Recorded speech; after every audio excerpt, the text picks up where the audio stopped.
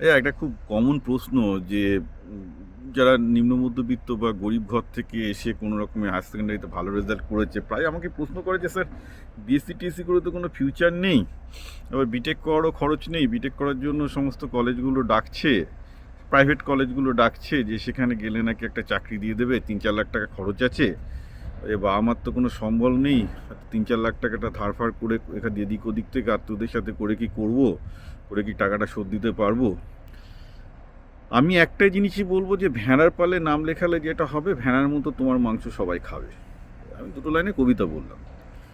তো ভেড়ার পালে যোগ দেওয়ার একটা যে তোমাকে তাহলে তোমার মতো করে লোকজন চিবিয়ে খাবে। ওকে, সিম্পল ব্যাপার এখানে যেটা, সেটা হচ্ছে এই যে তোমার জীবনে কি দরকার সেটাকে বুঝতে হবে। তোমার দরকার চাকরি, যেহেতু বাড়ির অবস্থা ভালো নয়, চাকরি পেতে গেলে চাকরি দেয় ব্যবসা, সে কম্পিউটার সায়েন্সেই পড়ুক, বিটেক করুক আর যাই করুক না কেন, আলটিমেটলি সে প্রোগ্রামিংও লেখে, হয়তো বড় সংস্থার হয়ে লেখে, সেই সংস্থাও সে ব্যবসাই করে।